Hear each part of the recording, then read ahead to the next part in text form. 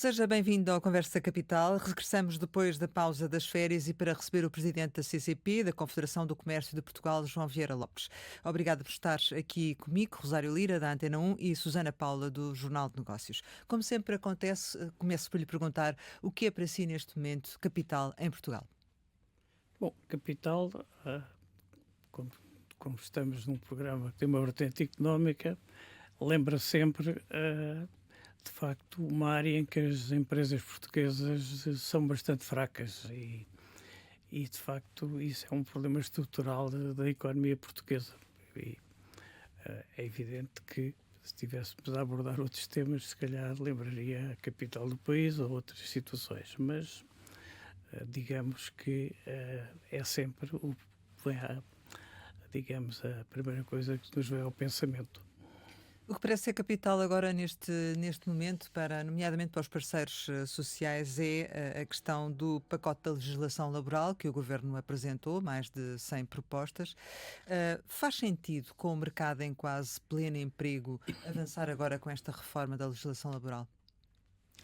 Bom, a legislação laboral, enfim, precisava e precisa de ser atualizada em alguns aspectos, porque nós temos tido evoluções tecnológicas grandes, há modelos de negócio, modelos de funcionamento das empresas, e há também alterações comportamentais em termos dos cidadãos, dos trabalhadores e de toda a gente. Sei lá, por exemplo, aqui há 10 anos não se punham questões como as pessoas não se motivarem para trabalhar, por exemplo, aos fins de semana ou à noite.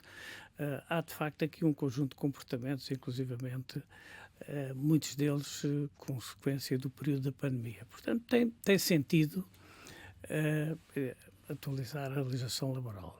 Por outro lado, também, a própria legislação laboral tem aspectos em si, alguns deles, que não estão adequados. Há questões, não diria caricatas, mas há questões, por exemplo, que são absurdas. Se eu posso lhe dar dois exemplos concretos de questões que podem não parecer muito importantes, mas que acabavam por ser para as empresas. Por exemplo, uma das propostas que nós vamos fazer ao Governo é que existe uma legislação em termos de férias que leva a que, se uma pessoa, por exemplo, entrar no dia 1 de junho para uma empresa e sair a 31 de dezembro do ano seguinte, tem direito a 58 dias de férias. Porquê? Porque são as 14 dias do ano, 22 que já são do outro, mais os outros 22 que têm que pagar. Se não gozar nenhum dia, não é? Exatamente. Sim. Portanto, isso, por exemplo, em termos de formação, há também, sim, questões absurdas. Dou outro exemplo.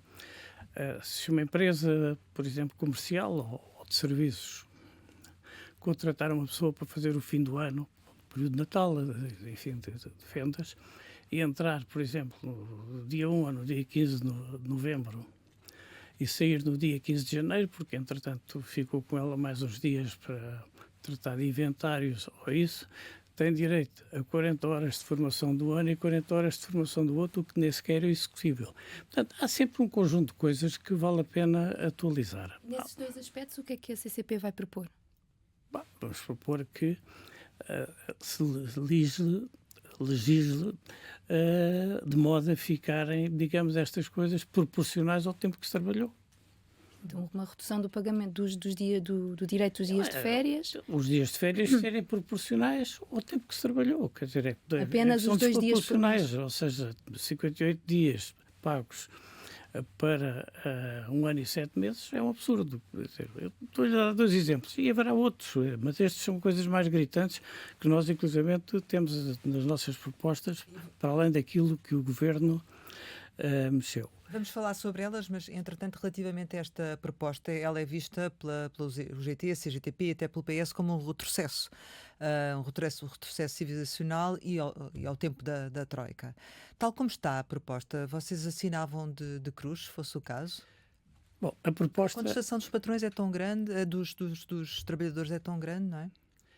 Bom, a proposta em si é uma proposta bem estruturada tecnicamente, bastante exaustiva e contém um conjunto de aspectos que, ao longo dos anos, a CCP e mesmo as outras confederações empresariais colocaram. Sob esse ponto de vista, digamos, achamos que é um documento com que se pode trabalhar. Mas tal como está, ele podia ser aprovado e avançar ou não? Repare, o problema não se coloca nesse sentido só, até porque mesmo em relação a este documento nós temos algumas, digamos, questões a colocar. Por exemplo, para nós é um absurdo aqueles 2 dias de faltas antes das férias, que é um processo de aumentar as férias 2 dias.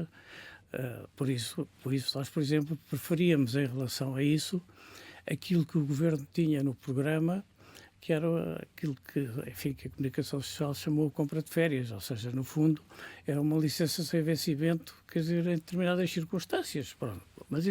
Mas o que acontece é o seguinte, nós pensamos que tem que ser feita uma discussão na concertação social. A experiência histórica demonstrou que os acordos da concertação social, tudo o que lá foi feito e tudo aquilo que lá foi acordado, em geral, foram muito mais estáveis no tempo e foram muito mais fáceis de fazer passar na Assembleia da República. Nunca totalmente, nunca sem modificações, mas no essencial.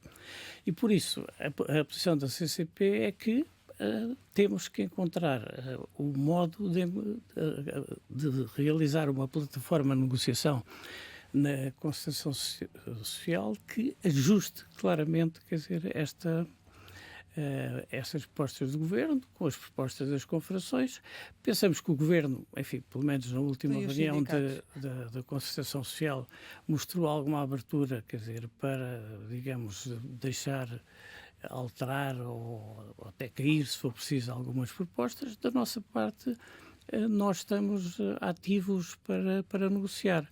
Agora, o que nos parece é que, portanto, da parte do Governo, houve a preocupação de fazer uma proposta bem estruturada tecnicamente. A Ministra é uma pessoa altamente competente nessa área.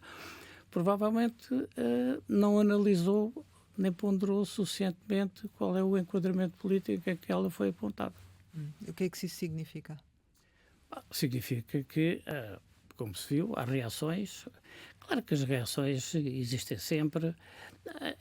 Essa discussão dos retrocessos civilizacionais, francamente, é uma coisa que eu acho que é o exagero, quer dizer, de toda a gente. Agora, a questão aqui é que, inclusivamente, algumas destas medidas, daquilo que, enfim, que os spin doctors de um dos governos anteriores chamaram Agenda de Trabalho Digno, também não foram aprovadas na concertação social. Por exemplo, o Governo meteu-os diretamente na Assembleia da República. Inclusivamente, esse Governo chegou a nem sequer apresentar questões à concertação social, o que levou a uma situação, penso que historicamente inédita, que foi as confederações empresariais recusarem-se a participar numa reunião da concertação social. Portanto, acho que depois com esta... Não quer voltar a esse ponto, não é? Não, por isso mesmo achamos que neste momento tem todo o sentido tentar no quadro da concertação encontrar uma plataforma. É evidente que se não se conseguir encontrar uma plataforma, qualquer governo tem a legitimidade de apresentar à Assembleia da República, que é a última análise, quem aprova a legislação de trabalho. Mas nós pensamos que o centro de gravidade neste momento deve ser tentar encontrar um acordo na concertação social. Mas esse acordo não está a incluir aí os sindicatos, ou está? Há pouco não falou neles, por isso é que lhe pergunto. Sim, mas vamos lá ver, o GT mostrou disposição para negociar. Portanto, a CGTP, historicamente, acordos deste tipo, na concertação, nós já sabemos que negocia até o último ponto e vírgula e depois não assina. Mas isso faz parte, enfim, da história e do modelo de concertação que nós temos em Portugal, que eu penso que é bastante avançado e bastante positivo em termos europeus. Portanto, acho que há espaço para esse diálogo e Mas depois confia na far-se-á um ministra? balanço. Sim, mas confia na ministra para esse diálogo? Acha que ela tem capacidade para o fazer?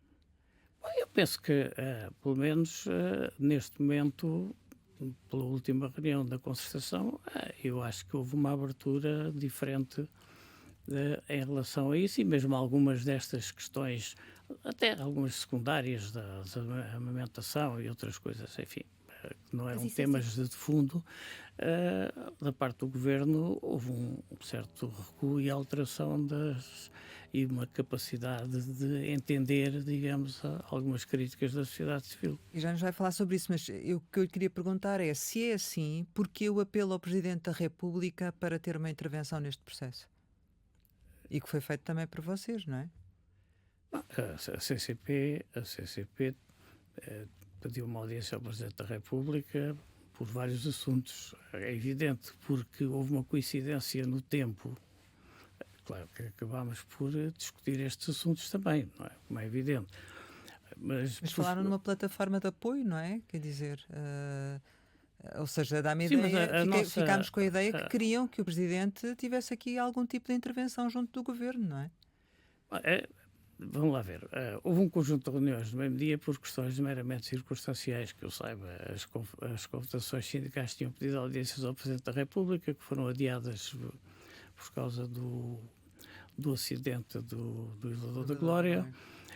Nós também tínhamos pedido já há tempos ao Presidente da República para fazer um ponto de situação da situação dos setores, etc., e também destes aspectos. E por coincidência eu penso que caíram todas no mesmo dia neste conjunto, mas não houve aqui, penso, nenhuma articulação nesse sentido. Então não espera que o Presidente da República venha tomar qualquer tipo de posição, pelo menos nesta fase? Não, vamos lá ver, nós não, da parte da CCP, nós discutimos vários problemas, entre os quais esse, o Presidente da República fará o que entender. Nós não, enfim, não fomos fazer nenhum apelo ao Presidente da República para intervir nesta situação. Porque o seu poder será, nomeadamente, enviar para o Tribunal Constitucional ou vetar, não é? Mas isso depende da legislação que sair, não é? É verdade. Portanto, isso aí não... Repara, nós nessas coisas somos muito pragmáticos. Eu costumo dizer, a CCP já tem muita experiência de acordos de concertação social. Fizemos acordos complicados no tempo da Troika. Foi um acordo altamente complicado, até com pressões externas, etc. E conseguiu-se chegar a um acordo equilibrado. Portanto, se me perguntar, tem a certeza que vai chegar a um acordo? Não lhe posso dizer que tenho a certeza. Que faremos todos os esforços e que a conjuntura pode, digamos, proporcionar essa situação ou não, no caso de haver radicalização por parte das confederações sindicais, também pode suceder, mas isso nós preferimos não avançar com cenários prévios. Mas qual é a sua sensibilidade com os anos de experiência que tem? A minha sensibilidade é que é possível, se houver da parte de todos os intervenientes, dos sindicatos, em particular, enfim, historicamente a UGT é que tem participado, da parte do Governo, da parte das confederações.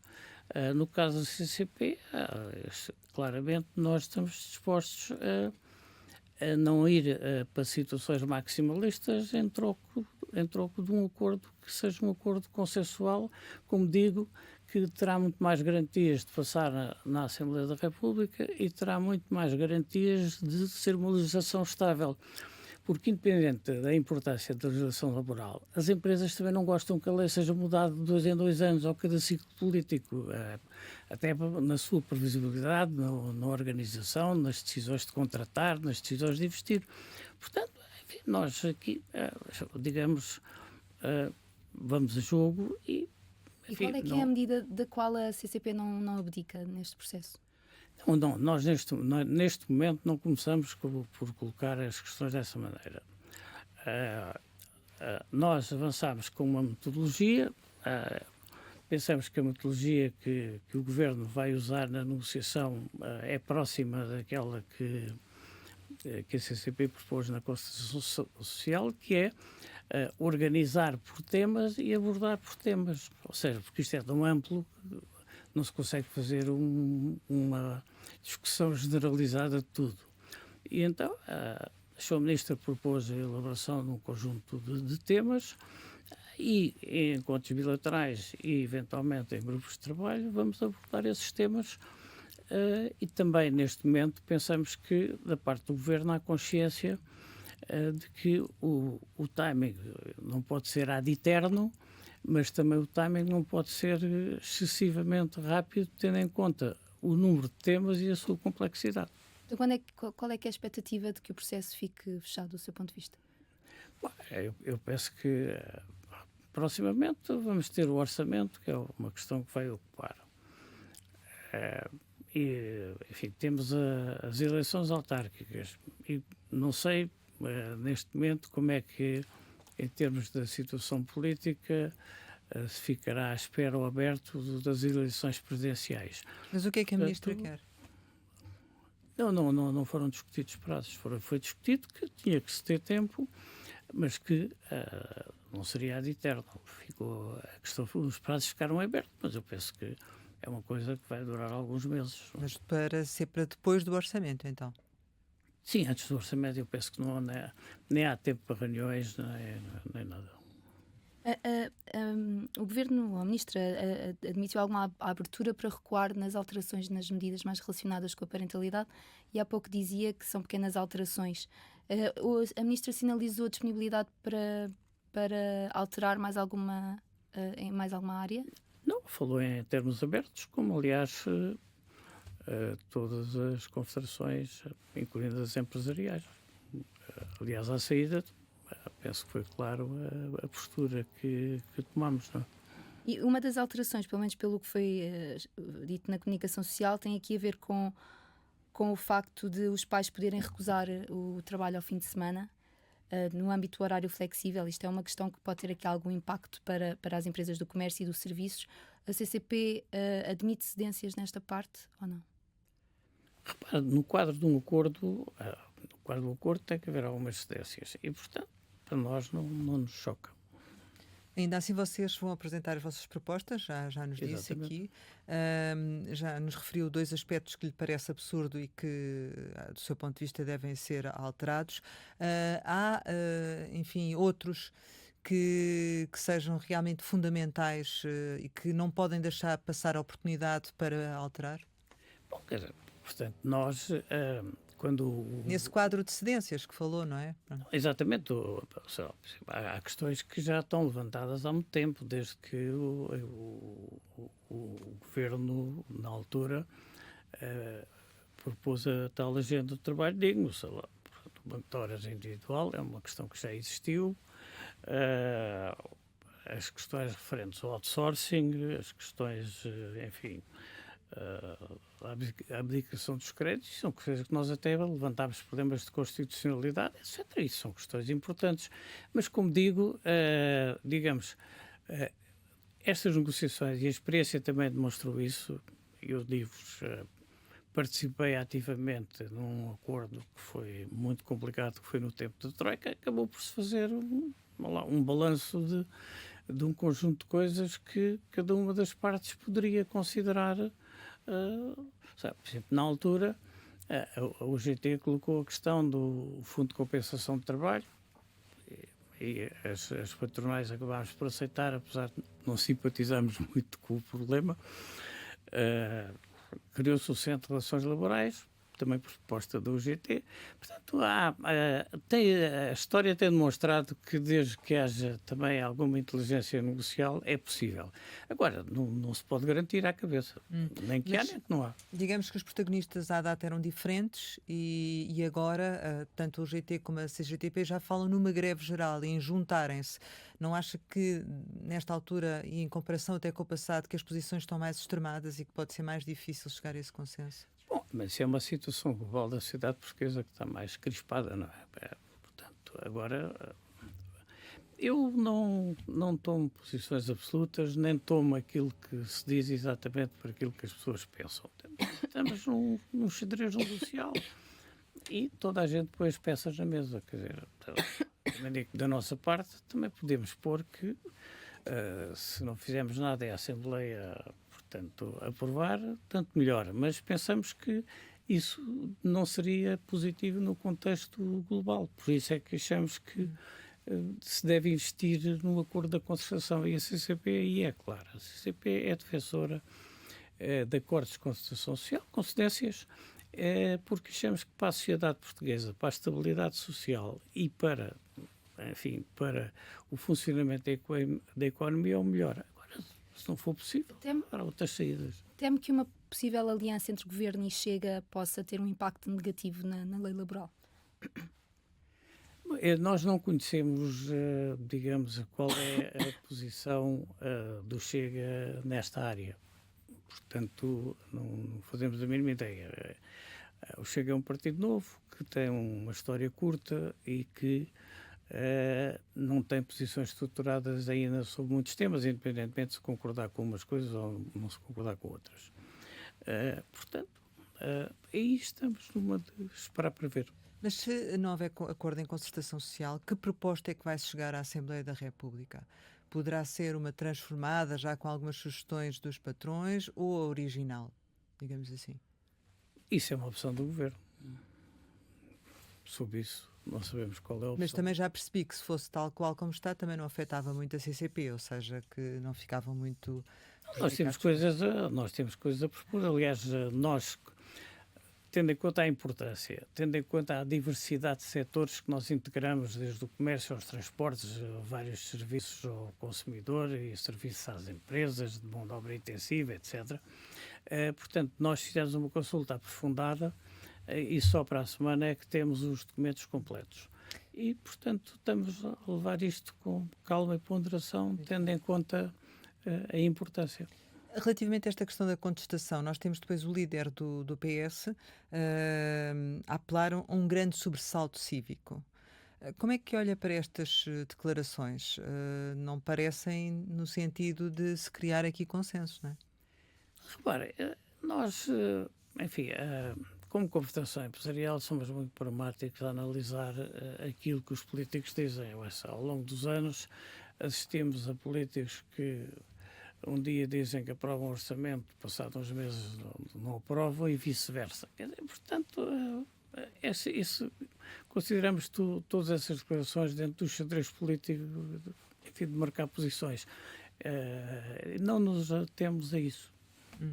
Estas alterações podem ir no sentido de reduzir o custo de trabalho, do seu ponto de vista, e se sim, que impacto é que podem ter numa altura em que há escassez de mão de obra no país?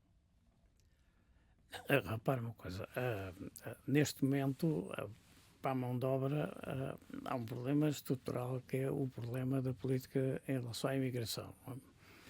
Nós, em relação à política que o Governo propôs, colaboramos na Via Verde, que é útil em alguns setores, mas, por exemplo, fomos críticos em relação a qualquer entropia em relação, portanto, à CPLP. Porquê? Porque, repare, nós temos dois tipos, vá lá, simplificando um pouco, de imigração. Temos grandes obras, temos a agricultura, temos setores onde é possível fazer alguma imigração organizada. E aí a Via Verde ajudou, no nosso caso, nos transportes, etc. Agora, o grosso da imigração no comércio e nos serviços ao consumidor é uma imigração para pequenos estabelecimentos. Como é evidente, não há nenhum cabeleireiro que vá pedir ao consulado do Recife para ter um contrato de trabalho prévio para contratar uma cabeleireira, quer dizer, ou um snack bar.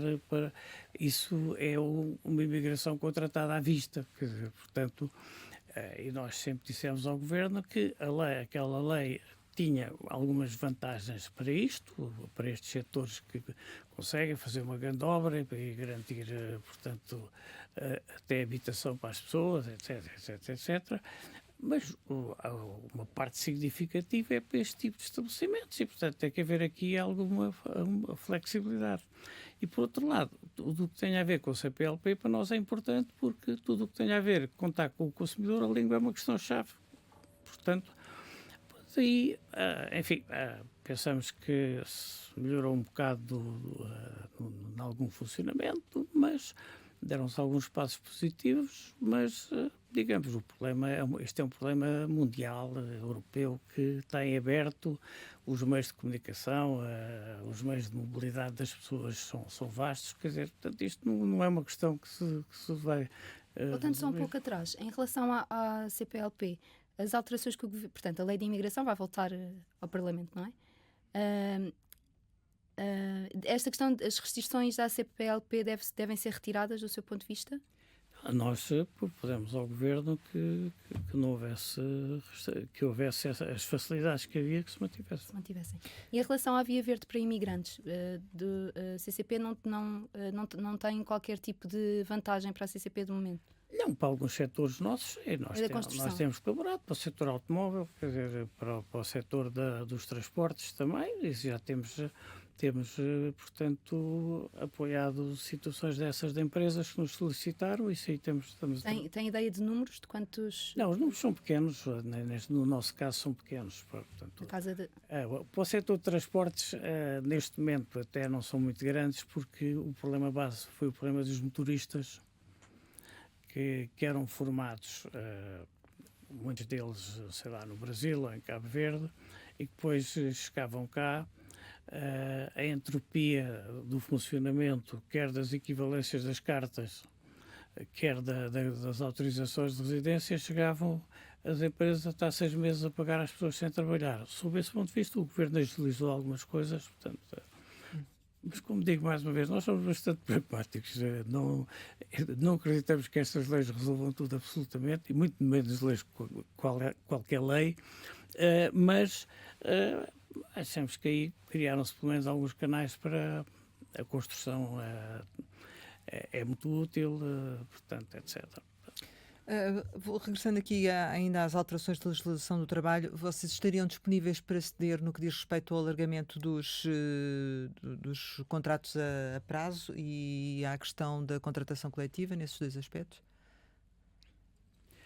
Por exemplo, nós achamos que a questão de não limitar a renovação ao primeiro contrato, o Governo tem razão. Portanto, aí, como lhe digo, nós temos o open mind neste momento em termos negociais. E depois vamos ver se o pacote no conjunto satisfaz.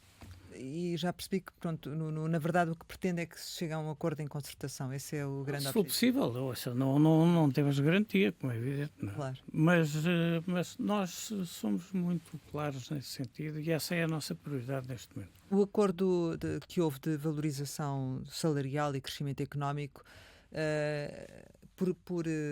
poderia de alguma forma, enfim, a revisão desse acordo estar ligada às alterações de legislação laboral como moeda de troca, ou nem por isso?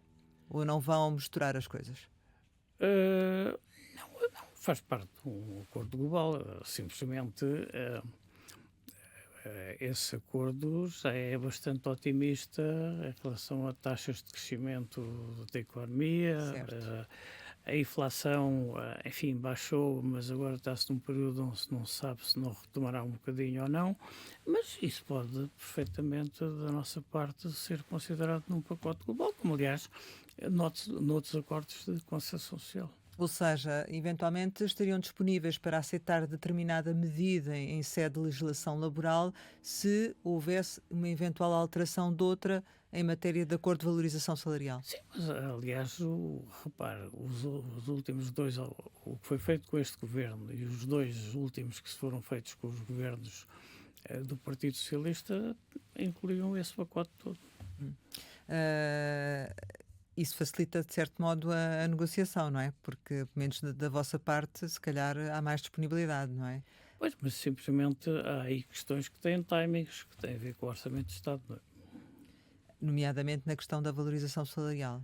Exatamente, na questão nos aspectos fiscais que têm a ver com o salário, não é? Portanto, essas poderiam ter que ficar acordadas desde já. Algumas coisas. Quer-nos dar um exemplo? Não, repara, não há nada de particular assim que se possa, quer dizer, dizer, mas eu digo é que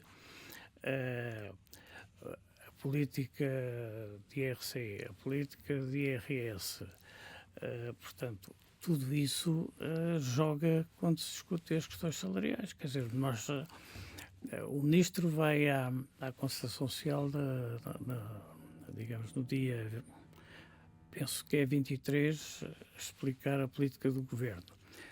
Nós, enfim, temos algumas áreas que pretendemos também introduzir aí. Estamos à espera de perceber. O Ministro reuniu com os partidos, não é? E esperamos ver qual é. O Governo para já só fala em descida de IRC, não fala em outro tipo de medidas fiscais que possam apoiar as empresas.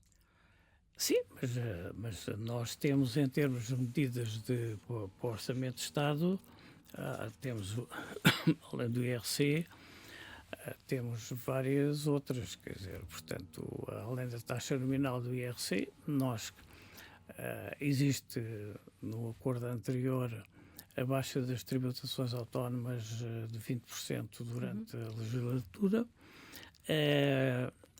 a baixa que foi feita este ano com a inflação não tem quase impacto, portanto e aí nós vamos insistir, até porque as tributações autónomas, para além de ser um tipo de imposto um bocado esquisito, porque o imposto sobre custos é transversal a todo o tecido empresarial e por isso aí também temos propostas e vamos apresentar propostas em termos de os reembolsos de IVA, por exemplo, que neste momento chegou a durar 2 anos, nomeadamente tudo o que envolva, quer dizer, mercados externos, que se tenha um limite nisso. As empresas não aguentam 2 anos sem um reembolso de IVA, algumas por questões de dimensão. Iremos, enfim, apresentar propostas na área da capitalização e do investimento, do REFAI, e sim, temos agora queremos perceber nessa reunião com o Ministro qual é a flexibilidade que ele tem para mexer nestas áreas. Não é? Mas vocês não vão ter uma reunião sozinhos com o Ministro? É só em concertação social? Não, ele vai à concertação social. E depois, noutros anos também tivemos sozinhos. Quer dizer, como é evidente, não é? Mas e julga que vai haver margem para todas essas medidas ou não? Queremos ver, quer dizer, é evidente que nós consideramos que o cenário macroeconómico que o Governo apresentou no programa era excessivamente otimista. Há um grau de incerteza muito grande com a situação internacional, as tarifas, enfim, a política americana, etc. Por isso, enfim, não estamos muito, digamos, convencidos que a margem de abertura do Governo possa ser grande, mas vamos ver, quer dizer, portanto, porque de facto o Governo tem tomado um conjunto de medidas na área da despesa, que algumas delas são despesas fixas permanentes. Os salários na administração pública, não é? Os salários na administração pública, por exemplo. Portanto, neste momento, a conjuntura internacional tem aqui grandes interrogações. Grandes mercados para onde nós exportamos, a Alemanha está em crise. Aliás, nós próprios, a CCP, na primeira sessão comemorativa dos nossos 50 anos, foi precisamente sobre o fracasso do modelo alemão. Portanto, que aliás é uma área que nós há muitos anos criticávamos uma certa tendência para haver um mimetismo do modelo alemão em Portugal, porque o modelo alemão, como motor da Europa, levou a Europa a perder a guerra do digital e da inteligência artificial para a China e para os Estados Unidos, porque pensou que o mundo ainda girava em torno da indústria exportadora e da exportação de bens. Pronto. Que são precisos, ninguém diz que não são precisos, mas nós sempre criticámos que se afunilasse isso em Portugal e todos os políticos, todos os comentadores económicos, toda a gente vivia nesse mito. E o que acontece é que, de facto... Portanto, estão a sentir também o comércio... Pronto, a Alemanha... Não, isso, aliás, a indústria têxtil do Norte sentiu logo. Quer dizer, aliás, nós, apesar de, enfim, não termos Mas estão a conseguir recuperar ou não? Estão a tentar recuperar e estão a conseguir recuperar, não é? Sim. Há alguma coisa, mas repara, há uma mudança de paradigma que tem que ser feito. Há uma mudança de paradigma que tem que ser feita, até porque a Alemanha tem um atraso no digital e nessas áreas muito grande. As pessoas ficam espantadas quando se explica que o Ministério das Finanças da Alemanha ainda usa o fax. Exato. Bom, ainda aqui em relação ao orçamento do Estado, do seu ponto de vista, seria preferível o Governo, nesta matéria, fazer uma aproximação ao Chega ou ao PS? Qual é que deve ser o parceiro preferencial e, em termos depois de conteúdo, se isso Nós, reflete ou sobre não? esse tipo de problemas, não nos pronunciamos. A CCP negocia com qualquer Governo, essas opções políticas são do Governo. Nós negociamos medidas que interessam às empresas, ponto. Certo. Como eu costumo dizer, nós nascemos no PREC, habituámos a negociar com qualquer Governo. E essa é a nossa política pragmática, qualquer que seja a situação. E por isso temos tido entendimentos e desentendimentos com todos os governos que houve até hoje. Neste momento, qual é o balanço que faz já do facto de haver a junção no Ministério? Isso, em termos do comércio, está a ter algum impacto positivo ou negativo? Bom, da nossa parte é positivo e há uma questão que está aberta. É positivo porquê? Porque nós sempre criticámos ao longo dos anos o facto de, apesar do comércio e os serviços valerem mais de 2/3 do VAB, enfim, de uma série de áreas e do peso da economia, 70%, etc., havia uma distorção global na aplicação dos fundos europeus. Não é que os fundos europeus sejam obrigatoriamente ter que ser aplicados proporcionalmente ao peso do PIB. Mas, por exemplo, neste momento, em relação ao Portugal 2030, o peso da aplicação dos fundos do comércio é 1,8%. Baixou. Não, mas é caricato. Repara, nunca passou de 4, 5%, foi sempre desproporcionado e 1,8% baixou. Portanto, pensamos que... e baixou porque, de facto, existe uma cultura no modo como são apresentados os fundos europeus que limita o setor terciário em muitas áreas, exceto algumas coisas que se fizeram especificamente para o turismo, porque o turismo hoje em dia tem o peso que tem conjuntural, não é? Pronto. Portanto, nós pensamos que uma articulação entre o Ministério da Economia, o Ministério da Coesão, que tem os fundos europeus, é importante. E pensamos que, sob esse ponto de vista, esta junção facilita. Mas não alterou nada até agora. Não alterou nada até agora, ou alterou? Alterou várias coisas. Por exemplo, nós, neste momento, por exemplo, temos projetos que começaram a arrancar, nomeadamente, por exemplo, projetos para o urbanismo comercial no centro das cidades, articulando o comércio com fundos europeus, com áreas de coesão, com POs regionais.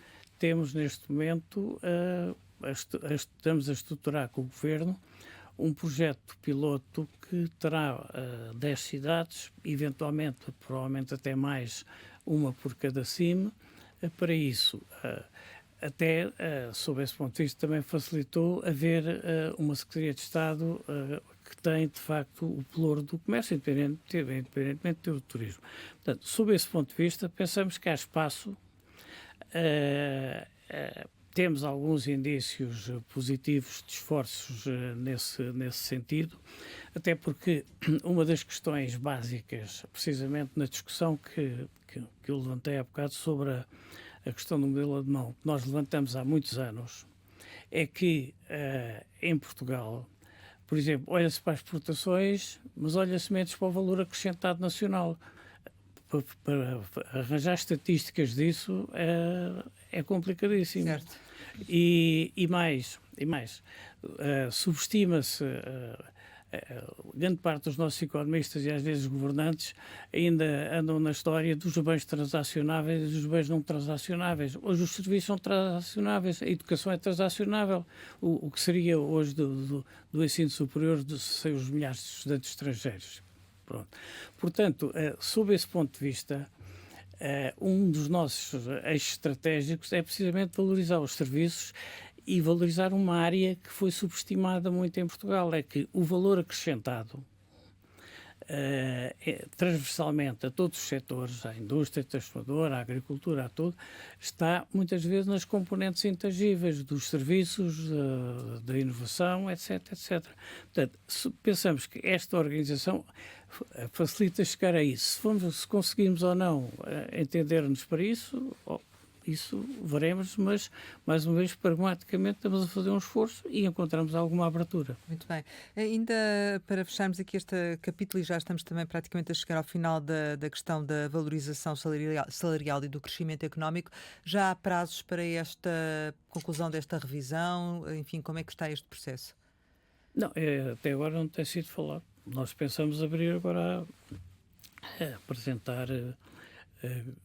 quando apresentámos questões para o Orçamento de Estado, também entrar nessa área. Mas a Ministra então não falou ainda nada sobre este aspecto e de fazer esta revisão? Até este momento esse tema não foi abordado. Aliás, mas já devia ter sido ou não? Já devia ter sido ou não? Repara, estas coisas muitas vezes sobrepõem-se e de facto, digamos, o laboral acabou por atingir conjunturalmente um pico, vá lá, em termos de atenção. Mas como teremos que também discutir o salário mínimo, faz parte, aliás, até porque a concertação social constitucionalmente tem que ser ouvida, quer dizer, portanto, enfim, acho que neste momento isto ainda há tempo, portanto, por exemplo, o salário mínimo já foi decidido desde em setembro até em dezembro, ao longo da história, quer dizer, portanto... Sim, há valores já previstos, não quer dizer que sejam esse a manter para o próximo ano, não é? Pois, também esperamos o que é que as confederações sindicais colocam na mesa da negociação neste quadro. Mas o salário mínimo no próximo ano deve ficar nos 920 euros ou deve ir mais além, do seu ponto de vista? Ou tem margem para ir mais além? Da nossa parte, os níveis de crescimento que estão acordados, os 4, tal, 5, tal, estão acima dos fatores da economia, não é? Do aumento da produtividade, enfim, da inflação, etc. Mas nós sempre tivemos alguma flexibilidade em aceitar situações dessas, sempre que, da parte da CCP, nós somos claros. Existe sempre o risco, sempre que se aumenta excessivamente o salário mínimo em termos acima dos fatores económicos, o que sucede é que o salário mínimo aproxima-se do salário médio, quer dizer, porque não há milagres. Quer dizer, o nível de produtividade da economia portuguesa é o que é, a competitividade é a que é e, portanto, enfim, nós procuramos sempre que se ajuste, mas também compreendemos que o aumento do salário mínimo tem um certo papel social, etc., a luta contra a pobreza, mas aqui tem que haver pontos de equilíbrio. Os valores que estão, neste momento, digamos, negociados, são valores que estão um pouco acima dos fatores económicos, mas vamos ver num quadro negocial se é possível. Vão propor a revisão em baixa dessas metas? Neste momento não temos proposta nenhuma. Mas já nos disse, numa entrevista aqui ao Conversa Capital, que não voltaria a assinar este acordo tal como está. Não voltaria a assinar este acordo, exatamente, mas não só, não por isso só, mas também por todas as outras questões, porque os acordos, o último acordo que se assinou era um acordo excessivamente centrado só destes setores. Agora, a própria situação insere isto num quadro de negociação de legislação laboral, num quadro mais amplo. Ou seja, essa questão do aumento do salário também pode ser um pouco em função daquilo que vier a ser acordado em matéria de legislação laboral. É uma das vertentes a ter em conta, como aliás do passado sempre foi. Neste momento a nossa posição, como já referi, é open mind, quer dizer, estamos abertos a ver como é que o xadrez se desenvolve. Temos de facto um objetivo importante, que é tentar, se possível, porque ninguém pode garantir, que se tente fazer um acordo laboral na concertação social. Isso também extensiva à questão, por exemplo, dos acordos de concertação social sobre formação profissional e qualificação para o comércio. Isso para vocês também é relevante, não é? Não, vamos lá ver. Historicamente, existe um acordo de formação profissional feito há uns anos, que ainda não está completamente estruturado.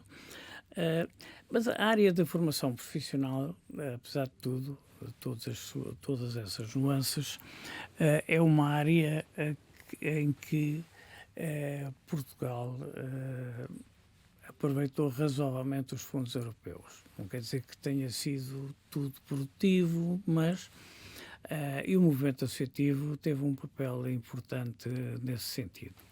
Portanto, sob esse ponto de vista, é claro que há nuances, sei lá, por exemplo, neste momento defrontamos com uma situação um bocado absurda. A CCP é o organismo intermédio de formação, ou seja, não faz formação, mas ajuda, digamos, em alguns projetos a selecionar, etc, etc. Agora, há uma interpretação maximalista de que as associações que pertencem aos órgãos sociais da Confederação não podem concorrer aos projetos da Confederação porque há conflito de interesses. Portanto, há aqui alguns absurdos na legislação europeia também que têm que ser ultrapassados, porque se há aspecto em que o movimento associativo empresarial até tem tido um papel e uma dinâmica grande, quer com os centros chamados centros protocolares, quer na atividade própria das associações, tem sido a formação. Aliás, nós temos criticado muito mais os governos na lógica da produtividade, em não terem investido suficientemente na qualificação da gestão, nomeadamente das pequenas e microempresas que têm problemas de produtividade, mas têm problemas de qualidade de gestão.